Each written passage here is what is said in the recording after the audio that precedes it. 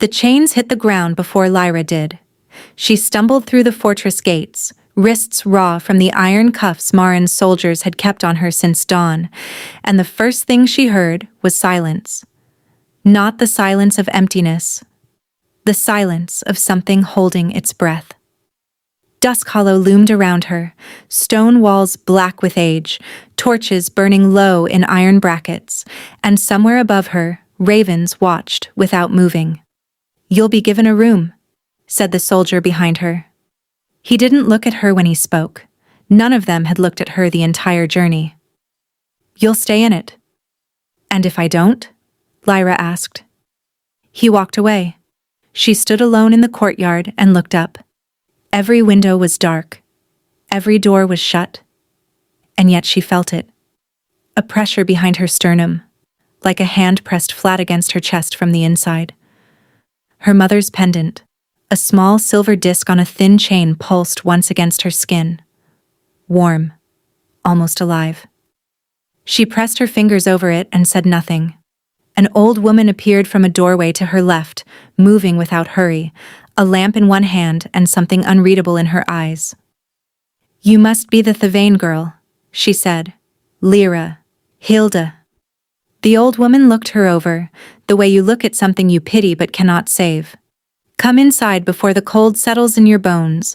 There's much you need to know, and little time to say it." The room Hilda brought her to was small, but warm. A fire, a bed, a window that looked onto nothing but stone.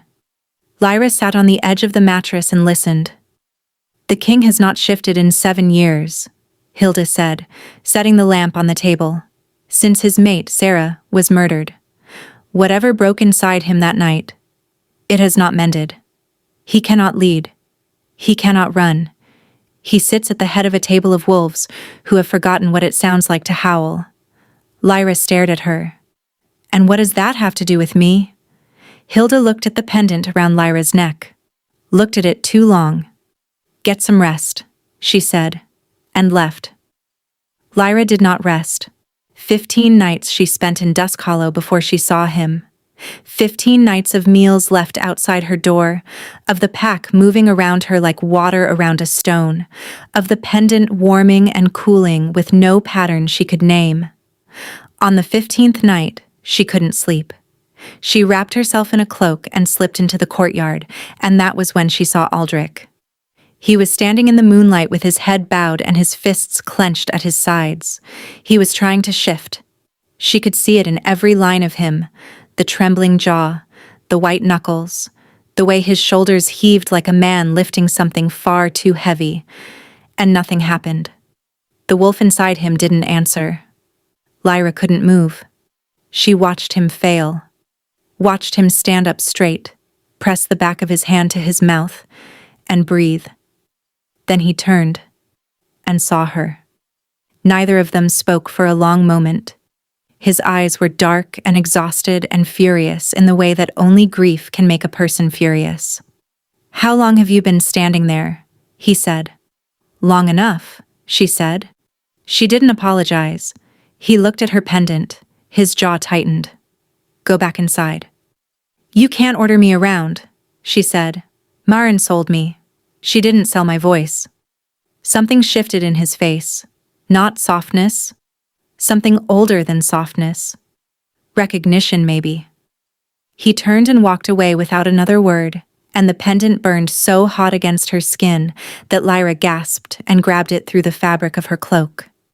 She stood in the empty courtyard for a long time after he was gone, her heart hammering, her fingers trembling, and she did not know what frightened her more, what she had just seen, or what she had just felt. The attack came 3 nights later. She heard them before the alarm bell. Hooves on stone, the crash of the outer gate, voices shouting in a tongue she didn't know. She was already on her feet when the door burst open and one of Raven's soldiers filled the frame, blade drawn, eyes empty with the kind of purpose men carry when they've been paid well enough to stop thinking. Lyra had no weapon. She had nothing. Except the pendant, which detonated. That was the only word for it. It didn't glow. It exploded outward, silver light flooding the corridor, and the soldier stumbled back with a shout. Lyra ran. She ran toward the sound of fighting, not away from it, and she couldn't have explained why. Something in her blood pulled her forward like a current, and the light trailed from her hands like smoke. She found Aldrich in the great hall, cornered by 4 men bleeding from a gash above his eye. He was fighting, but barely, fighting the way a man fights when there is nothing left in him to call on, when even the wolf he used to be is too far gone to hear him. "Aldrich," she said. He looked at her. She pressed both hands to his chest, and everything inside her cracked open. The silver light hit him like a wave. He arched backward. A sound tore out of his throat. Not a scream. Something older and rawer than a scream. And then he shifted. Violently. Completely. The man dissolving into something enormous and silver gray and blazing with 7 years of grief, finally set free. The soldiers ran. The pack, hearing their king's howl for the first time in 7 years, came alive. Lyra collapsed against the wall and slid to the floor, her fingers white to the second knuckle. She stared at them. She didn't know what that meant yet. She would by morning. Hilda found her first. She pressed a folded letter into Lyra's hands without a word. It was from Maren. Lyra read it once. Then again, her hands perfectly still. "Moon price blood," the letter said. "Rare, potent, capable of restoring what grief destroys in an alpha, but only by drawing the cost from the carrier's own life." Maren had known. Maren had sold her knowing. "She traded me," Lyra said. Her voice was very quiet. "Yes," said Hilda. "She knew what it would do to me." "Yes." Lyra folded the letter, set it down, looked at her white fingers, and said, "Then we ride for Varenspire." The capital had fallen to Raven, Aldrich's uncle, the man who had arranged Sarah's murder, who had spent 7 years waiting for Aldrich to break completely. He had 34 hostages. Among them was Calla, Lyra's stepsister, the one person in House the Vane who had never once been unkind to her. Aldrich found Lyra in the stables before dawn. He looked at her hands. Neither of them looked away. "You don't have to come," he said. "I know," she said. "Lyra, I am not doing this for you," she said. "I'm doing this for every girl after me who has moon-price blood and a stepmother who sees a price tag instead of a daughter. So I'm going. And you're going to let me." He was quiet for a long moment. Then he said, "All right." They rode at first light with 200 wolves behind them. The great hall of Varenspire was cold and crowded and reeking of Raven's certainty. He sat in the regent's chair with his hands loose in his lap and smiled when they entered, the smile of a man who believes he has already won. "My nephew," he said, "and his little moon-price girl. How touching." "Release the hostages," Aldrich said. "Or what?" Raven tilted his head. "You shift? Tear out my throat? You're an animal, Aldrich. That's all you've ever been. At least I'm honest about what I want." "You want power you never earned," Lyra said. Raven looked at her with the particular contempt men reserve for women who speak when they haven't been invited to. "You're a tool," he said, "a very useful one, and tools don't argue." Lyra walked forward. "I am not a tool," she said. "I am the last moon-price daughter of House the Vane. I was sold, and I bled, and I carried the weight of a broken man's grief in my own hands until my fingers turned to stone. And you," she stopped directly in front of him, "you stole something from this kingdom that was never yours. So I'm taking it back." She reached out and pulled. Not physically. Something deeper. Something that moved beneath the surface of the room like a current beneath ice. The stolen authority Raven had built on murder and manipulation buckled. He lurched forward in the chair, gasping, and the 200 wolves in the hall shifted in one motion, the sound of it rolling through the stone like thunder. Raven did not fight.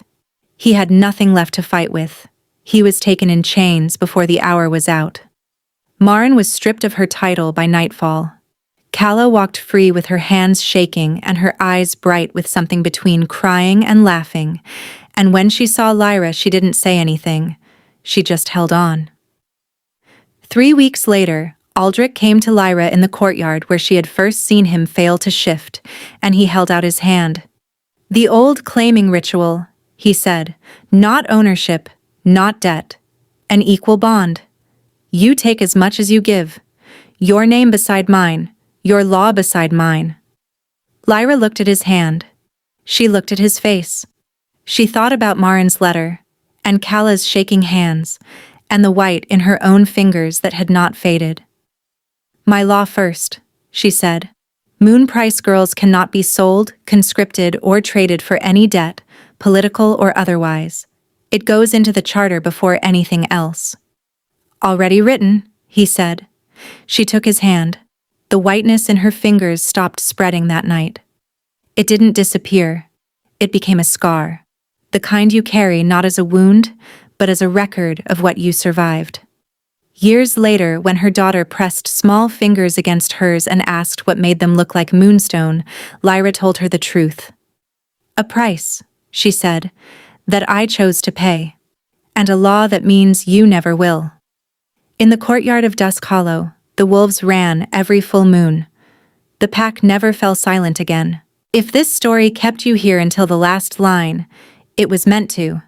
Subscribe for more dark fantasy stories like The Moon Price. Drop a comment telling me which character hit hardest for you, and if you liked it, the like button is right there. It genuinely helps more than you know.